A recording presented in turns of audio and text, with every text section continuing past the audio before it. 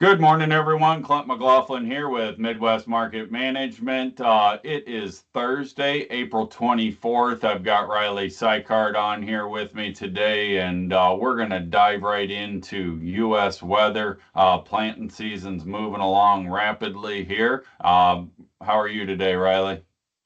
Doing good, ready to hop right into this. So, Good deal. Yeah, let's see what we got for temperatures here. It's starting to warm up. The calendar's telling us it's going to warm up and still a little cooler than what we'd like to see here, but not the end of the world in the 1 to 5 day. yeah, temperatures in the 60s to in the south in the 70s, nothing to be complaining about there. Flicking into the 6 to 10 day, more of the same, 60s and 70s. I mean, that's pretty ideal planting temperatures. No issues there.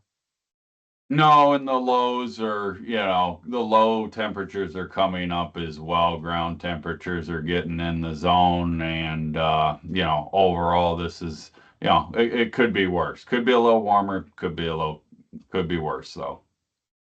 Yep, I agree. Moving into the last 13 days of rainfall here, pretty clear to see Iowa, Missouri, western chunks of Illinois, Minnesota, southern Minnesota. They've gotten whacked by some pretty good rains, but this is where you and I talk about having the right mindset. Some guys are probably going to be thinking that planning progress isn't going to be progressing much if you're smack in the middle of Iowa. But if you look around the rest of the country, it says a different story, right, Clint? Yeah, absolutely. Talking to a lot of guys in the Dakotas that are moving along at a rapid rate there, as well as the Eastern Corn Belts, picking some up. So I would anticipate on Monday when we get crop progress reports out that we're still going to advance at a pretty rapid rate. It'd be interesting to see if we can hold above average. We were above average last week. See if we can hold the above average. With Iowa being so wet. Yep. And I got another one here that does a good job of putting this into perspective. This is the last 5 days of rain.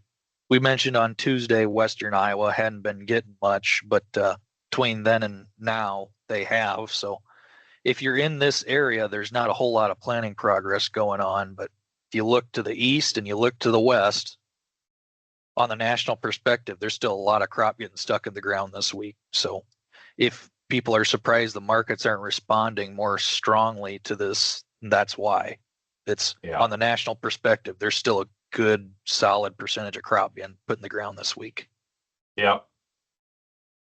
So moving on, soil moisture percentages. These maps are the same from Tuesday. Nothing really new there.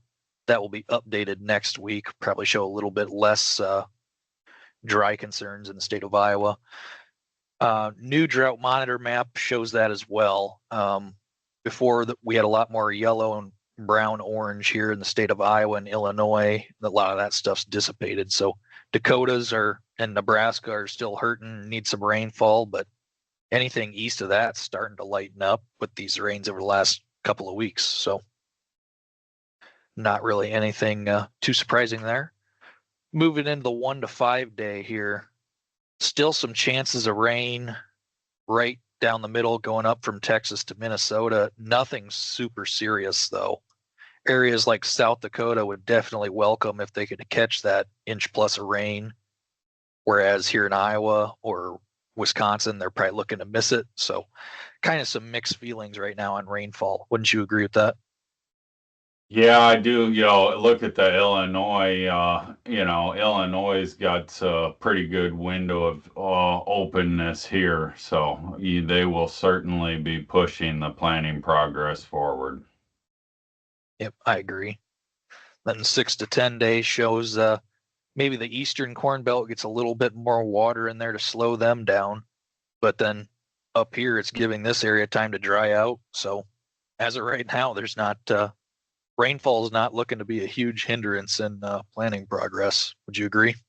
Yeah, and the other thing to think about here too is, if this materializes in Iowa, dries out, northern Missouri, northern Illinois, the rate at which they will get things done out there will be huge. As the calendar is progressing and the sense of urgency begins to pop up, if this window of opportunity does materialize, they will stand on the gas pedal and this corn will go in at a very, corn and soybeans will get wrapped up at an incredibly rapid rate.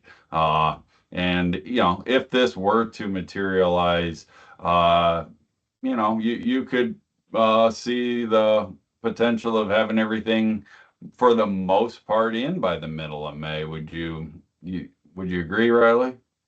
Yeah, I mean, there's always going to be some stragglers, but if you're 90+% planted by, 15th of May, there's not any concern there. So Yeah. Yeah, overall still in pretty good shape. On a side note, I like looking at these maps too. I mean, predominantly we're corn, soybeans here in the Midwest, and that's our main focus. But I also enjoy seeing this much rainfall coming across lots of Texas and Oklahoma and Kansas. Lord knows the pastures out there could use the rain.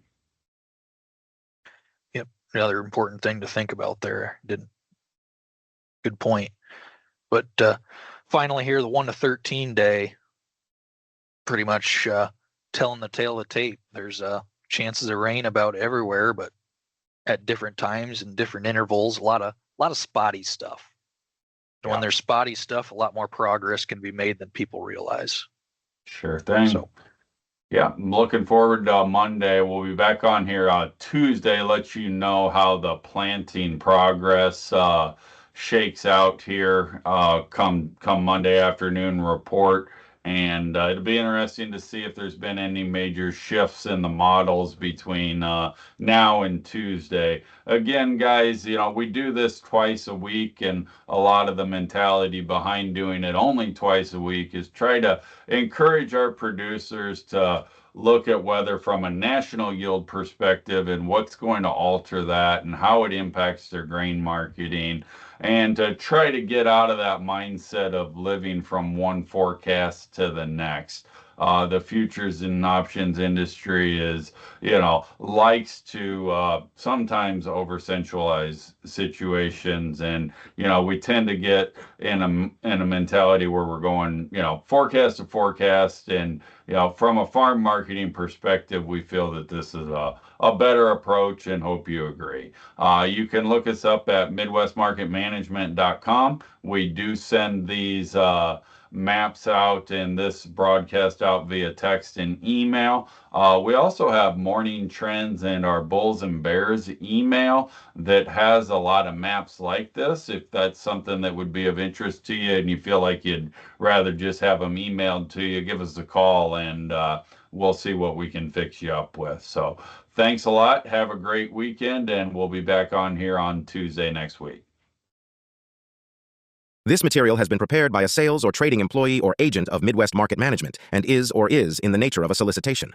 This material is not a research report prepared by of Midwest Market Management Research Department. By accepting this communication, you agree that you are an experienced user of the futures markets, capable of making independent trading decisions, and agree that you are not and will not rely solely on this communication in making trading decisions. Distribution in some jurisdictions may be prohibited or restricted by law. Persons in possession of this communication indirectly should inform themselves about and observe any such prohibition or restrictions. To the extent that you have received this communication indirectly and solicitations are prohibited in your jurisdiction without registration, the market commentary in this communication should not be considered a solicitation. The risk of loss in trading futures and/or options is substantial, and each investor and/or trader must consider whether this is a suitable investment. Past performance, whether actual or indicated by simulated historical tests of strategies, is not indicative of future results. Trading advice is based on information taken from trades and statistical services and other sources that of Midwest Market Management believes are reliable. We do not guarantee that such information is accurate or complete, and it should not be relied upon as such. Trading advice reflects our good faith judgment at a specific time and is subject to change without notice. There is no guarantee that the advice we give will result in profitable trades.